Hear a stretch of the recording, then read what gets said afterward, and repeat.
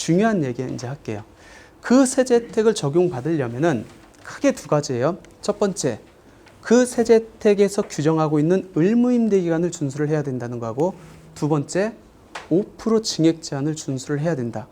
5% 증액 제한을 준수를 하는 거는 아까 두 가지만 빼고는 2019년 2월 12일 이후에 계약하는 분부터만 적용하면 된다라고 말씀을 드렸습니다.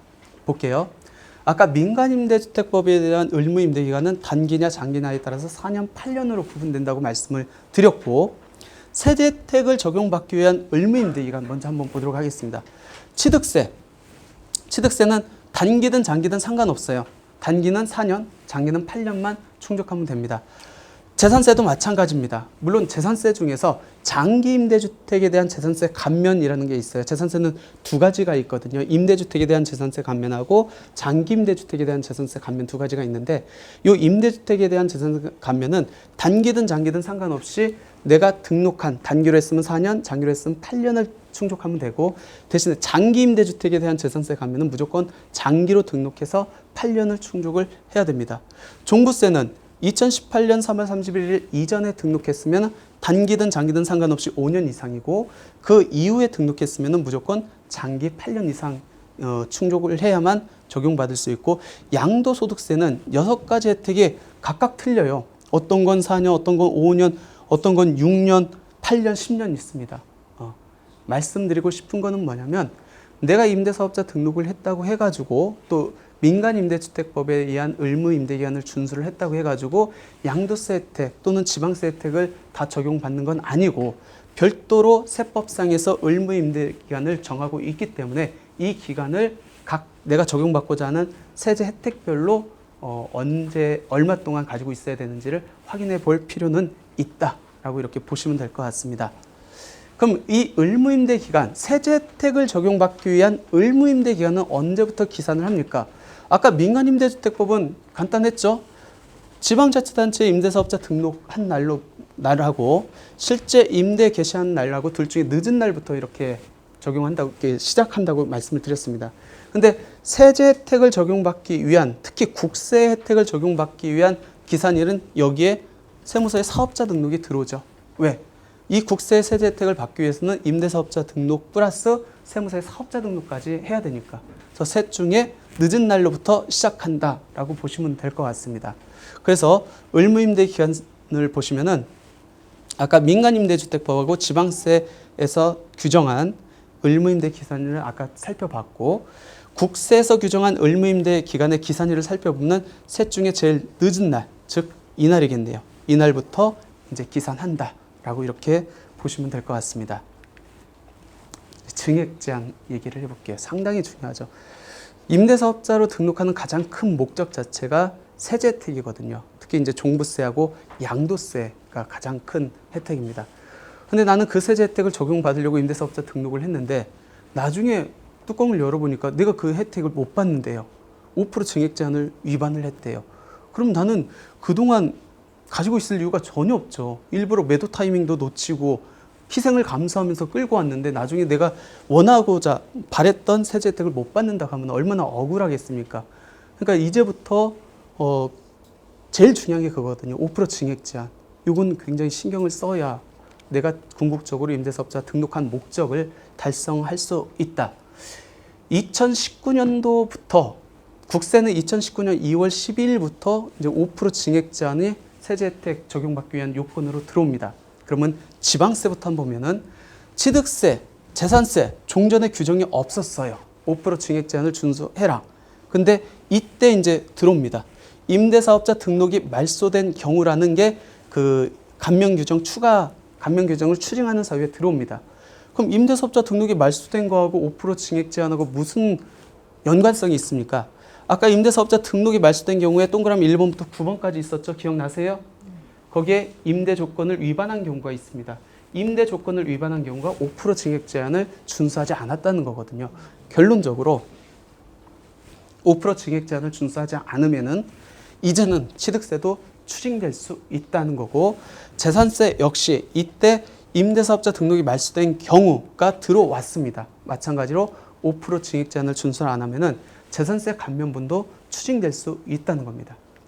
국세에서는 아까 말씀드렸듯이 양도소득세에서 이런 혜택을 적용받을 수 있는데 처음부터 법이 신설될 때부터 5% 증액 제한을 준수하라는 것은 이 두 개밖에 없었어요. 장기보유 특별공제율 특례 적용, 즉 50%, 70% 적용하는 거하고 양도세 100% 감면, 요거밖에 없었습니다. 왜?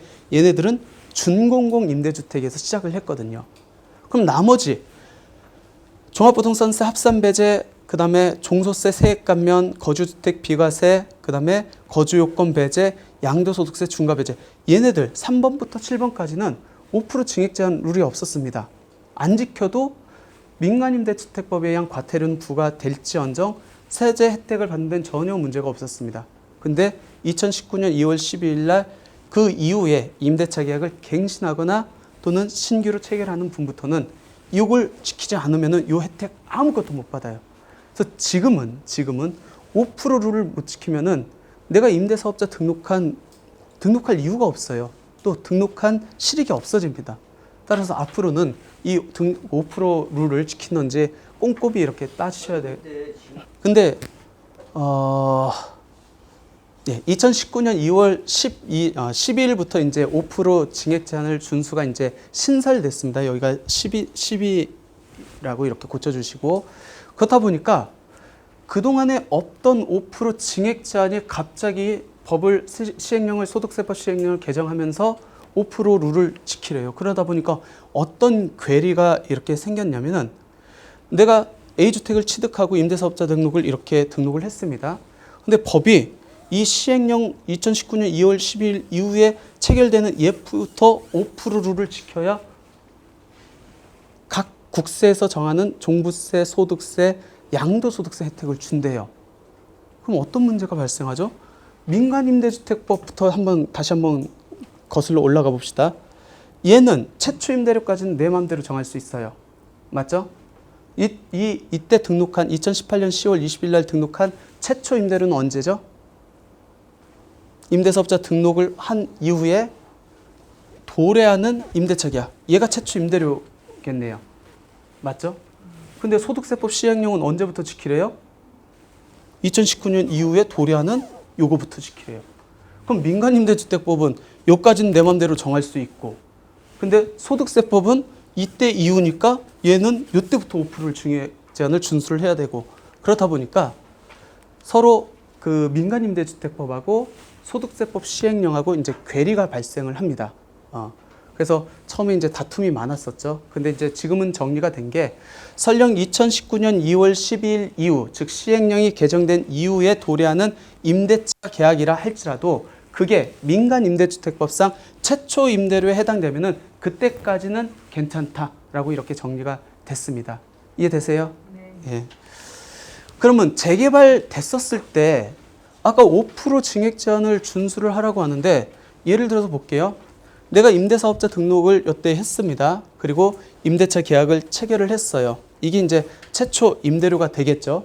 근데 이 주택이 재개발, 재건축이 들어갔습니다. 그럼 나는 새로 신규 아파트를 취득을 합니다. 당연히 얘의 가치하고 얘의 가치하고는 다르겠죠. 맞죠? 얘는 전세 3억에 줬는데 얘는 3억에 주면 안 돼요. 그래서 5억에 줬습니다. 그러면 직전 계약 금액 대비 나는 5% 룰을 어겼네. 근데 이거는 어쩔 수 없잖아요. 그 성격 자체가 완전히 다른 주택이 됐잖아요. 따라서 비록 재개발되기 종전주택이 임대차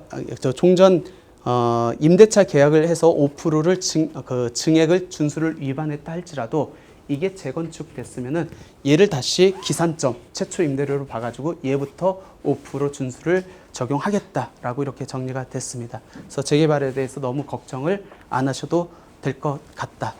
그럼 나중에 내가 양도했을 때 또는 이제 세무서에서 어떤 사후관리조로 이제 소명을 요구했었을 때 나는 그동안 5% 증액 제한을 준수했다는 것을 입증을 해야 되는데, 그때 입증할 수 있는 서류들이 어떤 것들이 있습니까? 즉 여러분들이 잘 갖춰 놔야 될 서류입니다. 첫 번째, 내가 세제 혜택을 그동안 받기 위해서 이런 거 해놨다. 임대사업자 등록증은 당연히 있겠고 사업자 등록증도 당연히 있을 거죠. 근데 임대차 계약서, 이것들은 나중에 증명할 수 있는 서류가 있기 때문에 이거 잘 보관해 두셔야 되고요. 근데 렌트홈을 하게 되면은 이제 스캔해 가지고 업로드 시키겠죠. 나중에도 그걸 끄집어 볼 수 있으니까 웬만한 그런 스캔 자료 같은 거는 그 렌트홈을 통해서 하면 나중에 이렇게 볼 수 있는 그런 자료들은 이제 비축해 놓는다고 보시면 될 것 같고, 아니면 확정일자 자료, 요건 나중에 이제 뗄 수가 있으니까. 그리고 주민등록 전입세대, 요것도 나중에 뗄 수는 있거든요. 제일 중요한 게 제가 봤을 때는 아마 세무 공무원들이 향후적으로 많이 요청하는 서류가 요거지 않을까 생각됩니다. 임대차 계약 신고 이력 확인서라는 서식이 있어요. 이게 민간임대주택법에 의해서 별도 우리가 민원인이 이렇게 신청할 수 있는 서류입니다.